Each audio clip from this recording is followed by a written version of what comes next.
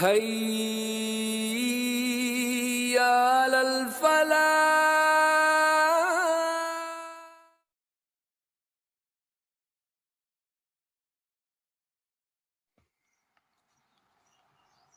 اعوذ باللہ من الشیطان الرجیم بسم اللہ الرحمن الرحیم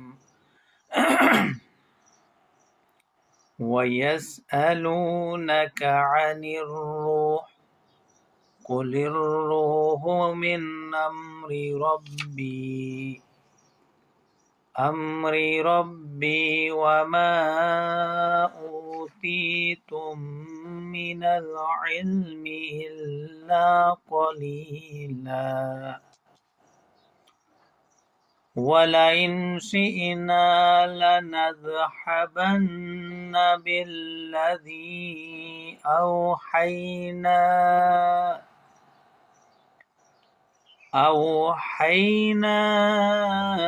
إِلَيْكَ ثُمَّ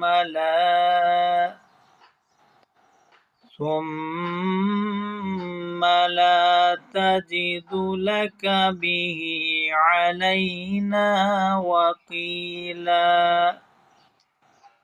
صدق اللہ العظیم۔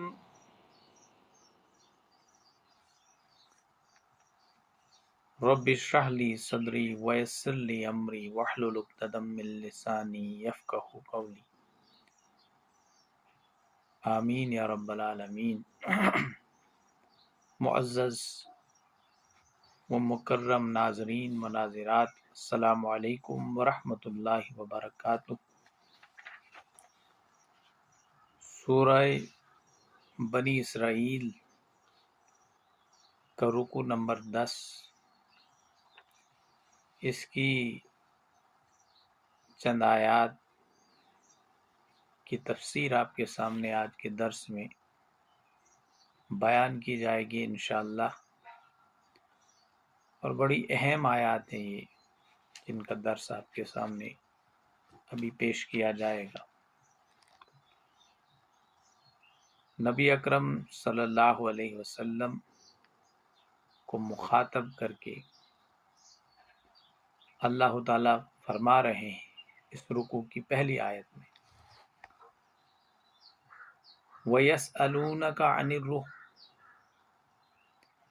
اے نبی اکرم صلی اللہ علیہ وسلم، یہ آپ سے روح کے متعلق سوال کرتے ہیں، روح کے متعلق پوچھتے ہیں۔ قُلِ الرُّوحُ مِنْ أَمْرِ رَبِّي، ان سے کہہ دیجئے یہ روح جو ہے یہ میرے رب کا امر ہے، یہ میرے رب کے حکم سے آتی ہے، یہ میرے رب کی منشا ہے، یہ میرے رب کی مرضی ہے، یہ میرے رب کا کن فیکون ہے۔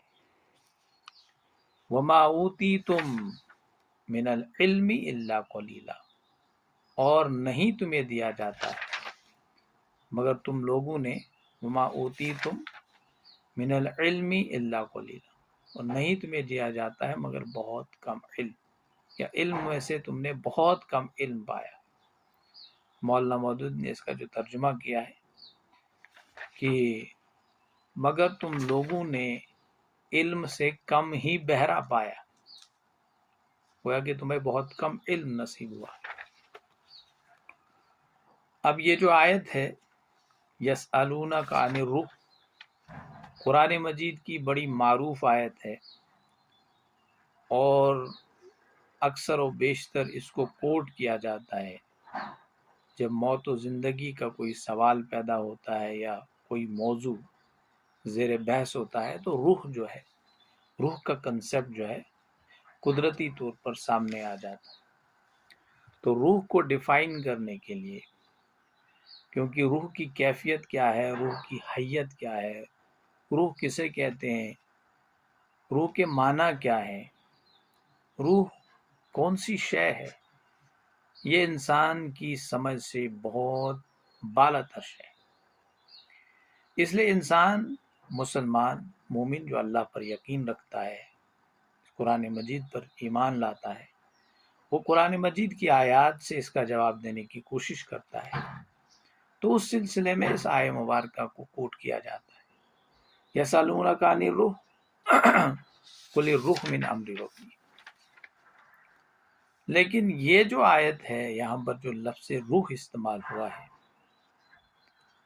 اور عام طور پر مولانا مودودی لکھتے ہیں اور بہت سارے دوسرے مفسرین نے بھی اس آیت میں لفظ روح کے حوالے سے لکھا ہے کہ یہاں پر لفظ روح کا مطلب جو ہے، معنی جو ہے، وہ جان مراد نہیں ہے، وہ روح مراد نہیں ہے جو انسانی جسم کے ساتھ، مادی وجود کے ساتھ مل کے ایک زندہ وجود پیدا کرتی ہے، ایک ذی ہوش وجود پیدا کرتی ہے۔ انہوں نے لکھا ہے بہت سارے مفسرین کا، اس میں مان لیجئے دو گروہ ہیں مفسرین کے۔ ایک گروہ مفسرین کا وہ ہے، وہ یہ کہتے ہیں کہ اس آیت میں لفظ روح سے مراد جان والی روح نہیں ہے، بلکہ یہاں پر لفظ روح سے مراد وحی ہے، وحی انہوں نے مراد لی ہے۔ وہ اس کا یہ ریزن بیان کرتے ہیں کہ سیاق و سباق جو ہے ہم وہ کہیں بھی الو نہیں کرتا ہے کہ اس لفظ روح کو جان کے معنی میں جو ہے لیا جائے۔ پہلے بھی قرآن مجید کی بات کی جا رہی ہے، اور اس آیہ مبارکہ کے بعد بھی قرآن مجید کی جو ہے بات کی جا رہی ہے۔ تو اس لیے وہ کہتے ہیں کہ اس لیے یہ بیچ میں یہ اس لفظ روح کو جان کے معنی میں لینا جو ہے وہ تھوڑا ایک سلسلہ کلام میں ایک بے ربطی پیدا کرتا ہے جو قرآن مجید کے شایان نشان نہیں ہے۔ لیکن دوسرا گروہ جو ہے وہ یہ کہتے ہیں کہ یہاں پر جان ہی مراد ہے، اور وہ جان ہی مراد اس لیے لیتے ہیں، وہ دو احادیث کا یہاں پر حوالہ دیتے ہیں۔ ایک حدیث کے راوی ہیں حضرت عبداللہ بن عمر رضی اللہ تعالی عنہ، اور دوسرے حدیث کے راوی ہیں حضرت عبداللہ بن عباس رضی اللہ تعالی عنہ۔ اور حدیث نمبر 1 یہ ہے کہ نبی اکرم صلی اللہ علیہ وسلم ایک بار مدینہ میں کہیں سے گزر رہے تھے، تو یہودیوں کے چند لوگوں نے، یہود نے یہ سوچا کہ نبی اکرم صلی اللہ علیہ وسلم سے کوئی ایسا سوال پوچھا جائے جو یہ نہ جانتے ہو،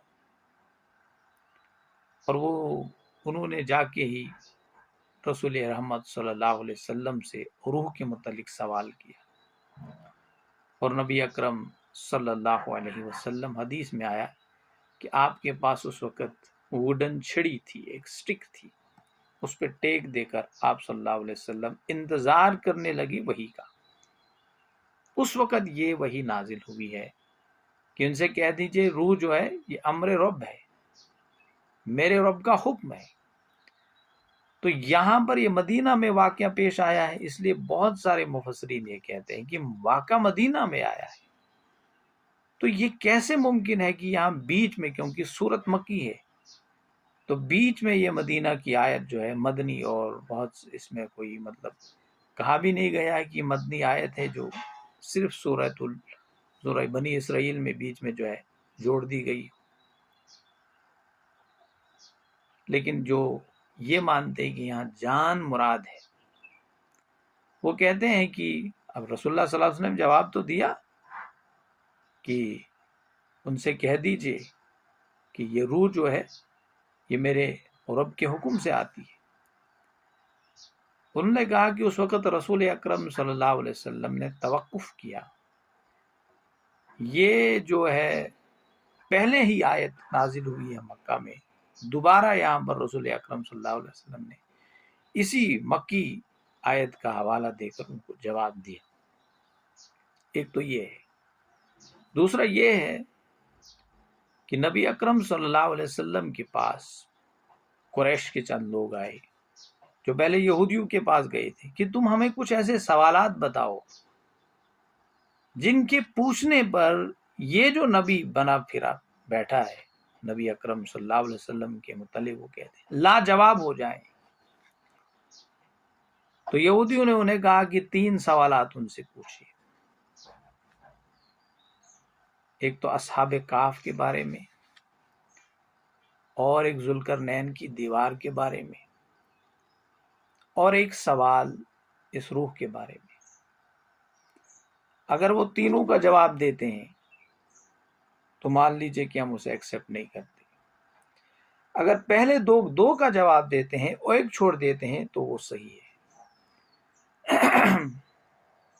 جب یہ جاتے ہیں نبی اکرم صلی اللہ علیہ وسلم ذوالقرنین والا جواب بھی دیتے ہیں، اصحاب کہف والا جواب بھی دیتے ہیں جو اگلی صورت ہے، اور روح کے متعلق آپ صلی اللہ علیہ وسلم خاموش رہتے ہیں.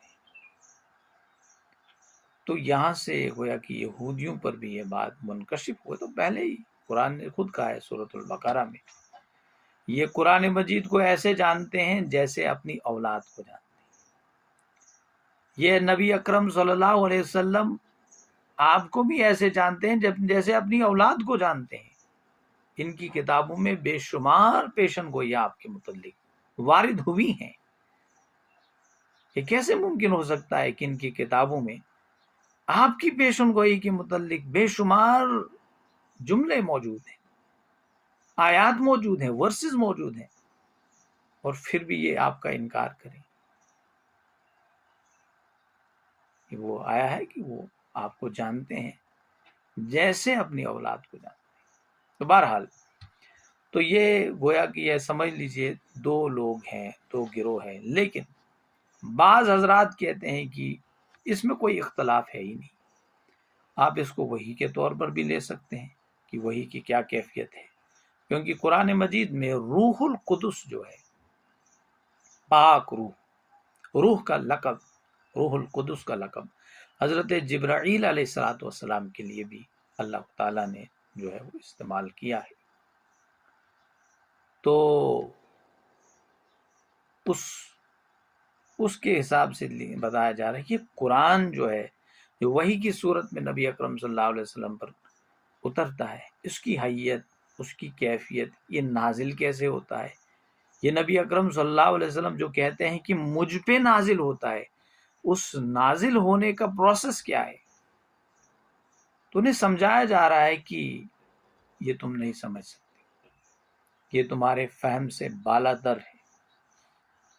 یہ مشرکین کا سوال جو ہے یہ تھا کہ تم یہ قرآن جو ہے جو ہمیں سنا رہے ہو، یہ دراصل تم لاتے کہاں سے ہو. تو اس کے جواب میں دیا گیا کہ نبی اکرم صلی اللہ علیہ وسلم ان سے کہہ دیجئے کہ یہ قرآن کے ماخذ کے بارے میں بات کرتے ہیں، سوال اٹھاتے ہیں، قرآن کا ذریعہ حصول کے بارے میں بات کرتے ہیں. تو ان سے کہہ دیجئے نبی اکرم صلی اللہ علیہ وسلم یہ جو ہے یہ روح، یہ وحی جو ہے میرے رب کے حکم سے آتی ہے، یہ اللہ کا حکم ہے، لیکن تمہیں بہت کم علم دیا ہے، تم نہیں جان سکتے ہو، تم اس کی حیت اور تم اس کی کیفیت کو نہیں سمجھ سکتے ہو. اب اس کو ایک بات دیکھیے، آج کے دور میں بھی وہی جو ہے ریولیوشن جسے ہم کہتے ہیں، مغربی فلاسفہ جو ہے اس کا انکار کرتے ہیں. وہ کہتے ہیں حصول علم کے جو ذرائع ہیں، ایک تو قیاس ہے، انسان امیجن کرتا ہے یہ ہوگا وہ ہوگا، تخیل سے کام لیتا ہے. دوسرا حواس ہے، انسان دیکھتا ہے، سنتا ہے، سمجھتا ہے. وجدان ہے، کچھ چیزیں فطری طور پر انسان کے اندر موجود ہوتی ہیں. بچہ جو ہے اپنی ماں کا دودھ پیتا ہے، اسے کون سمجھانے والا ہوتا ہے؟ کوئی ڈائریکشن اسے نہیں ہے. وجدانی ایک جذبہ ہے اس کے اندر، وہ یہ کام کرتا ہے. ایک نالج ہے، مطلب وجدانی طور پر ہے، ودیعت شدہ ہے. ریویلڈ نالج کو انکار کرتے تھے. اب ریویلڈ نالج کی سب سے اعلیٰ قسم جو ہے یہ قرآن مجید ہے، یہ وحی ہے. اس سے نیچے کشف ہے، الہام ہے، القاء ہے. بعض اوقات یہ بھی ہوتا ہے. اب دیکھیے یہ دنیا میں جتنی بھی ایجادات ہوئی ہیں، جو بھی کچھ ہوا ہے، انوینشنز ہوئی ہیں، انسان کے ذہن میں یہ جو خیال آیا ہے اب نیوٹن بیٹھا ہوا تھا ایک جگہ، گریویٹیشنل لا کا کانسیپٹ اس نے دیا، اس کے ذہن میں پہلے سے نہیں تھا، وہ گریویٹیشنل لا کی تحقیق کرنے وہاں پر نہیں گیا تھا، وہ یہ سمجھنے نہیں گیا تھا باغ میں کہ یہ جو اوپر سے ایپل گر رہا ہے یہ کیوں گر رہا ہے، بلکہ اچانک اس کے ذہن میں ایک خیال آیا، القاء ہوا اسے۔ علماء کرام لکھتے ہیں یہ انوینشنز جو ہیں یہ سب اسی کے ذریعے سے ہوتی ہیں۔ اب ان چیزوں کے لیے اللہ کس کو منتخب کرتا ہے؟ اللہ کی مرضی ہے، وہ جانتا ہے بہتر۔ ہم مسلمان کہیں گے ہم پر کیوں نہیں ہوتا ہے، انگریزوں پر کیوں ہوتا ہے، کافروں پر کیوں ہوتا ہے، یا کوئی آدمی کہے گا مسلمانوں میں سے مجھ پر کیوں نہیں ہوتا ہے، دوسرے پر۔ اللہ کی مرضی ہے، اللہ نے بھیجا ہے ہمیں آزمانے کے لیے، وہ آزماتا ہے، ان چیزوں کے ذریعے سے بھی آزماتا ہے۔ تو ریویل نالج کو مانتے نہیں۔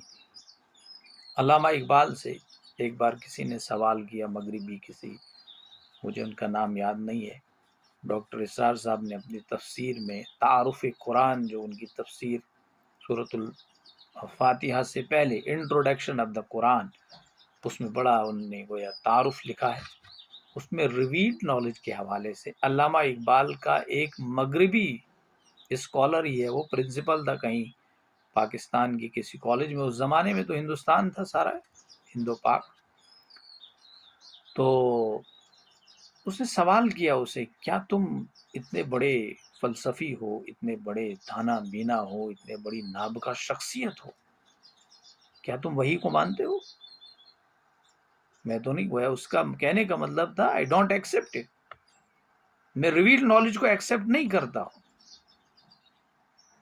علامہ اقبال نے کہا آپ تو بات کر رہے ہیں کہ ایکسپٹ نہ ایکسپٹ کرنے کی بات کر رہے ہیں، بلکہ ریویل نالج کا مجھے ایکسپیرینس ہوتا ہے۔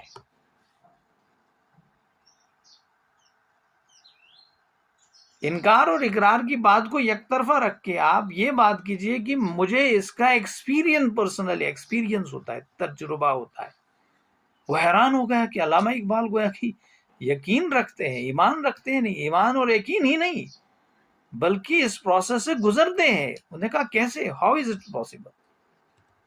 تو علامہ اقبال نے اسے جواب دیا کہ جب مجھے کوئی شعر کہنا ہوتا ہے نا، وہ شعر میرے ذہن میں اترتا ہے، میں کوشش ہزار کروں کوئی شعر اپنے بنانے کی نہیں بنا سکتا ہوں، لیکن اچانک میرے ذہن میں شعر اشعار کا مجموعہ اترتا ہے، یہ جو اترنا ہے الہام ہوتا ہے گویا کہ مجھے شعر۔ اور سب آپ کو معلوم ہے، سب لوگ کہتے ہیں علامہ اقبال جو ہے الہامی شاعر تھے، مجموعہ اشعار ان کے ذہن میں اترتا تھا، انہوں نے کہا کہ یہ اترنا جو ہے نا، اسی کو ہم کہتے ہیں ریویل نالج۔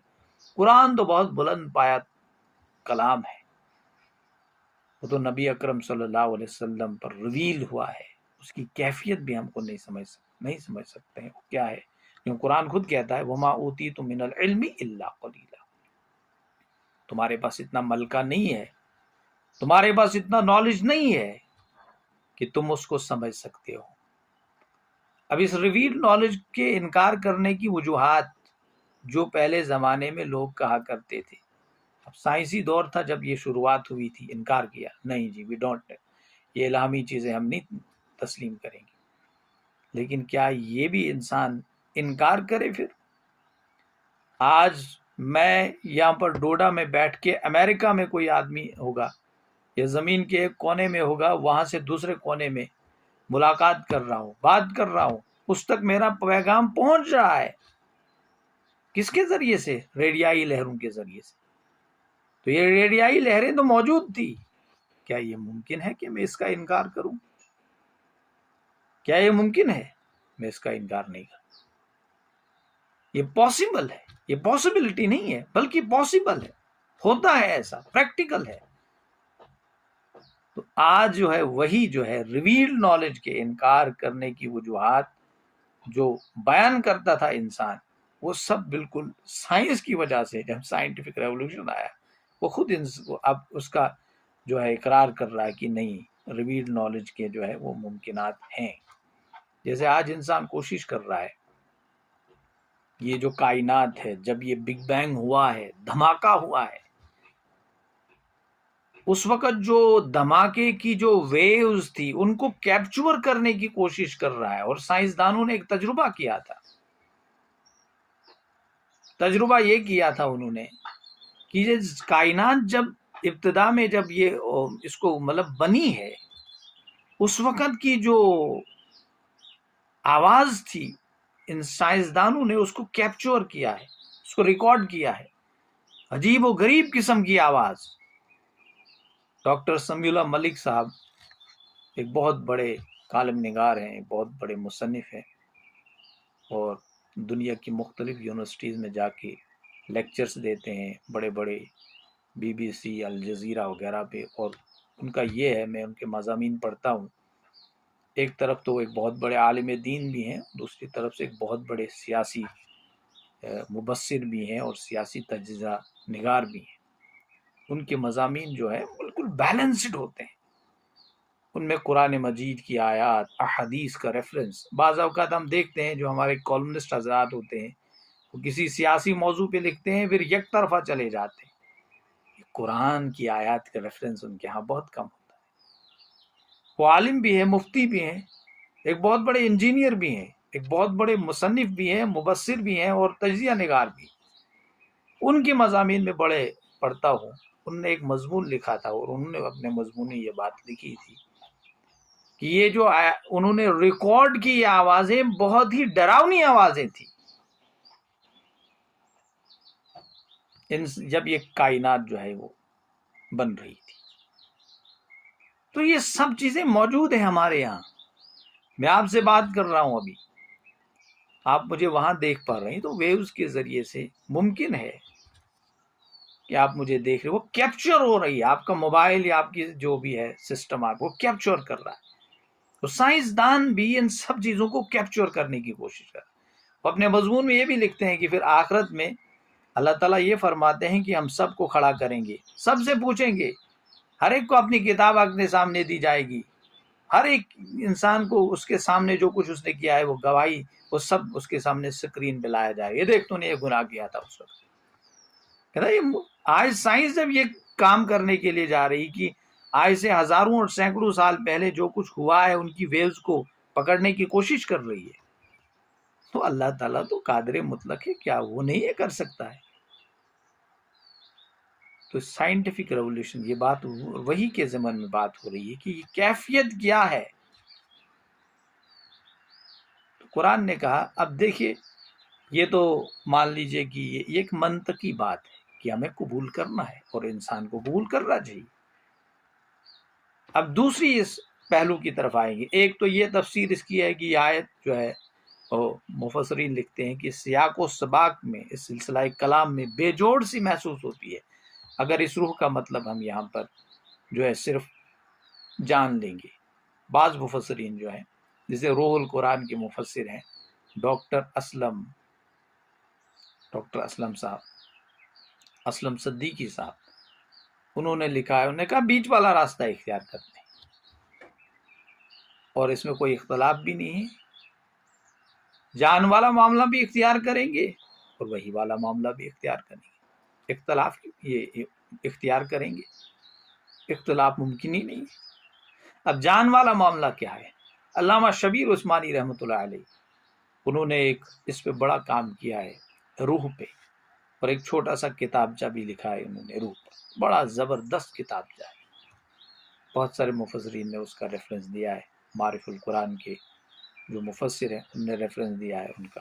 اور معرف القرآن کے مفسر جو ہے وہ جان یہاں پر مراد کہ یہاں سے مراد جان ہے، وہی نہیں.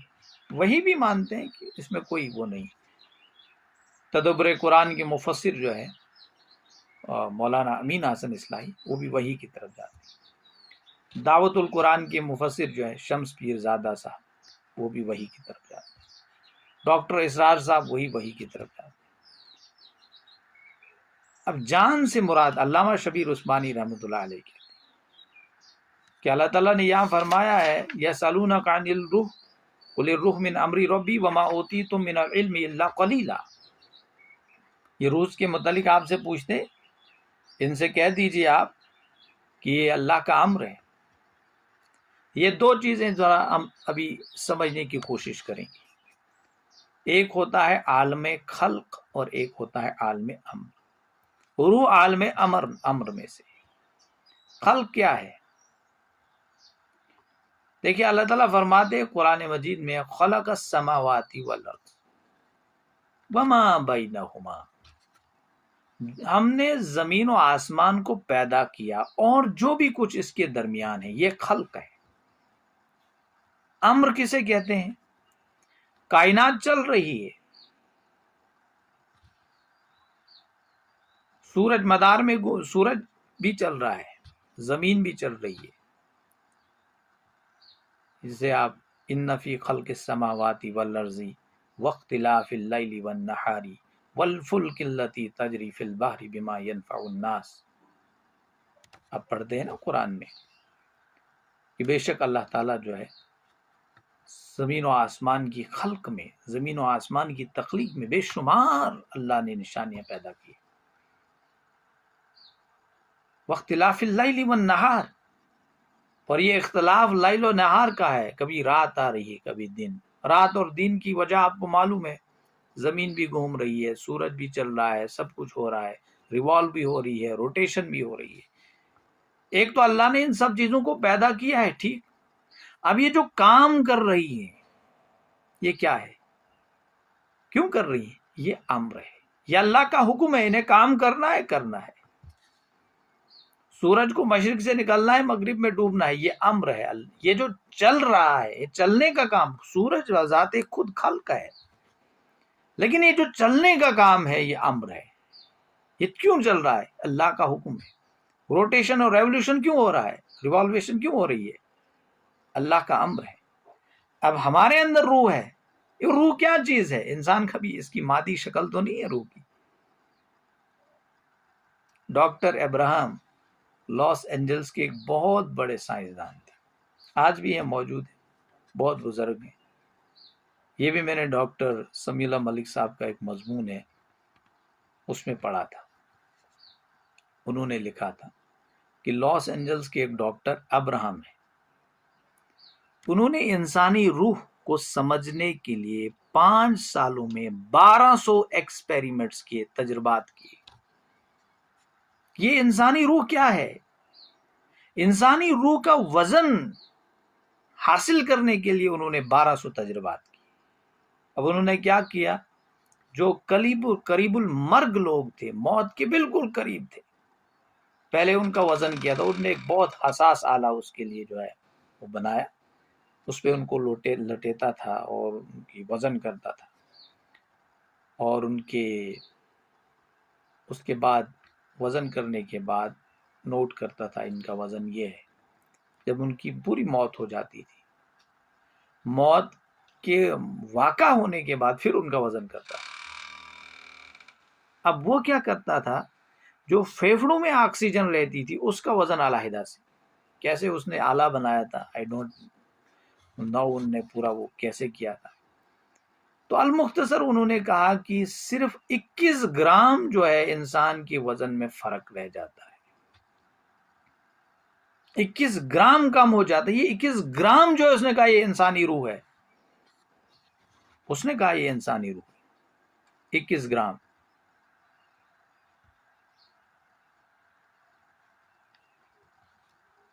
تو اس نے کہا کہ انسان دراصل 21 گرام ہی ہے.